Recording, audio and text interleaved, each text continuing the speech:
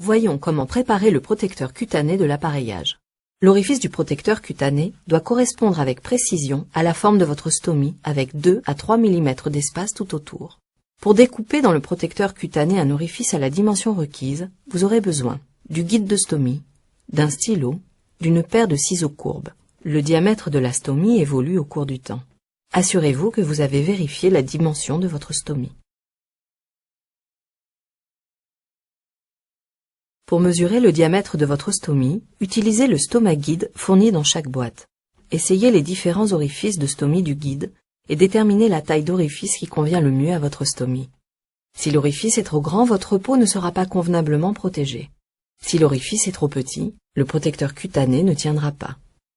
L'orifice doit correspondre exactement à votre stomie avec 2 à 3 mm d'espace tout autour. Si votre stomie est de forme ovale, mesurez les différents diamètres de celle-ci en utilisant les demi-cercles du guide de stomie. Après avoir mesuré la dimension de votre stomie à l'aide du guide, utilisez celui-ci pour tracer une ligne de découpe correspondant aux dimensions indiquées au dos du protecteur cutané.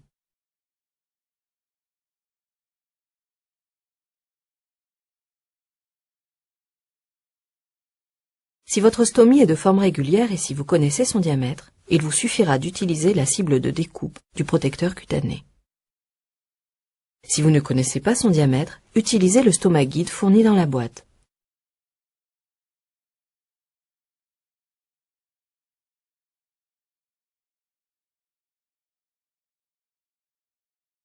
Au moment de découper l'orifice, écartez légèrement la poche pour éviter de l'endommager par un coup de ciseau malencontreux. Pour découper l'orifice, veillez à utiliser des ciseaux de petite taille et de préférence incurvés. Après avoir retiré le film protecteur, vous pouvez le conserver comme patron de découpe à réutiliser lors d'une nouvelle préparation du protecteur cutané. Examinons comment mettre en place l'appareillage afin d'assurer une parfaite étanchéité. Détachez le film protecteur en appliquant le pouce sur la languette blanche et tirez sur la languette bleue en vous éloignant du protecteur cutané.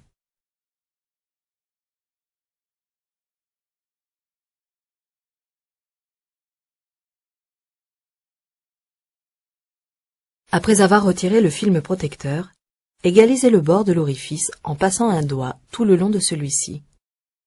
Ceci permet de lisser les aspérités.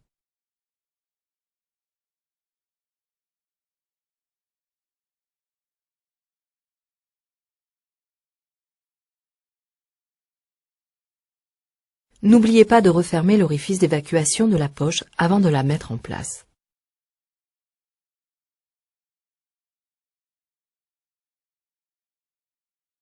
Lors de la mise en place de la poche autour de la stomie, veillez à ce que la poche soit bien en contact avec la peau.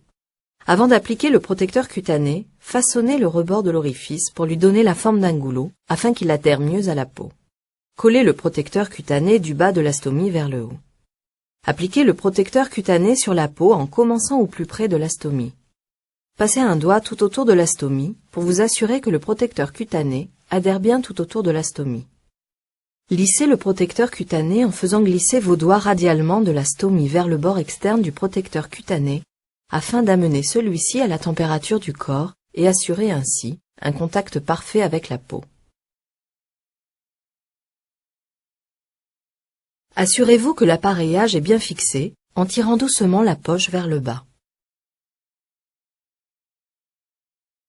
Pour retirer l'appareillage de stomie, vous aurez besoin d'eau, de papier absorbant, d'une petite serviette de toilette et d'un sac plastique. Pour faciliter l'opération et éviter les fuites, vous pouvez fixer le haut du sac plastique à l'élastique de votre slip, juste au-dessous de la stomie. Voyons comment enlever l'appareillage de telle manière à protéger votre peau le mieux possible. Ne jamais jeter l'appareillage pour stomie dans les toilettes, car il pourrait boucher les tuyauteries des sanitaires. Pour enlever la poche, saisir la languette blanche du protecteur cutané et le détacher doucement de la peau. Appliquez une légère pression sur la peau avec votre main en tirant le protecteur cutané vers le bas.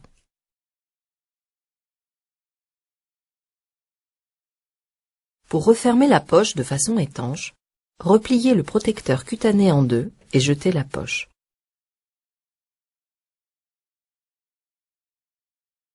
Nettoyez la stomie et la peau autour de la stomie à l'aide de compresses ou papier absorbant imbibé d'eau du robinet tiède. S'il reste des traces d'adhésif sur la peau, essayez de les enlever par un essuyage doux. N'insistez pas si elles ne partent pas, car vous risqueriez d'irriter la peau. Le reste du produit adhésif s'éliminera lors du prochain remplacement du protecteur cutané. Ne pas utiliser de savon, d'alcool ou d'autres produits solvants qui irritent la peau.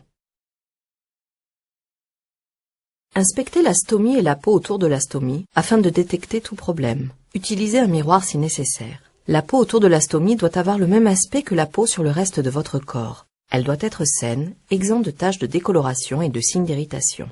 Les poils doivent être retirés. Utilisez des ciseaux de préférence, pas de rasoir ni de crème dépilatoire, afin d'éviter toute irritation des follicules pileux lors du retrait du prochain protecteur cutané. Séchez la peau doucement et avec soin. Essuyez toute trace d'humidité autour de la stomie en tamponnant et laissez sécher la peau à l'air libre. Ne pas appliquer de nouveaux protecteurs cutanés avant que la peau ne soit complètement sèche.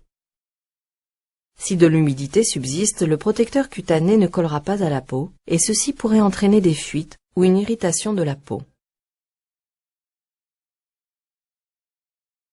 La plupart des porteurs de poche de colostomie ne vident pas le contenu de la poche avant de la jeter. Si votre poche comporte un clamp intégré, videz-la par cet orifice. Choisissez la position qui est pour vous la plus confortable pour vider la poche. Vous aurez besoin de papier hygiénique pour nettoyer le clamp intégré.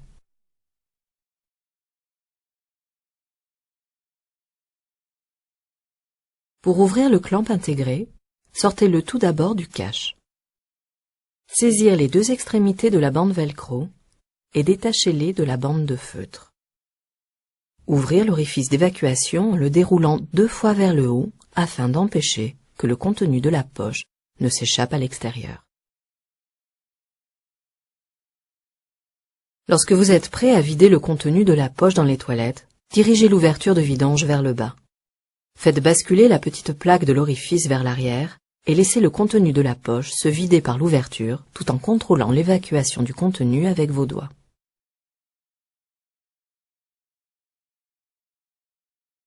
Après avoir vidé la poche, nettoyez les bords de l'orifice.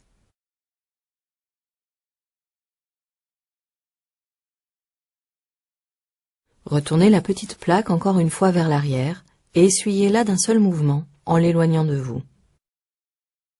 Après avoir nettoyé le clamp intégré, refermez-le.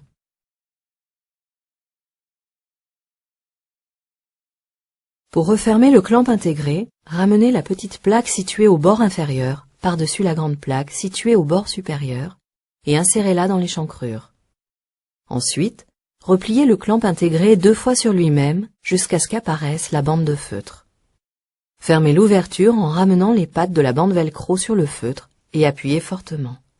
Maintenant, repliez le système de fermeture à l'intérieur du cache afin qu'il soit plus discret. La poche est fournie avec un filtre qui permet à l'air de s'échapper et désodorise les gaz.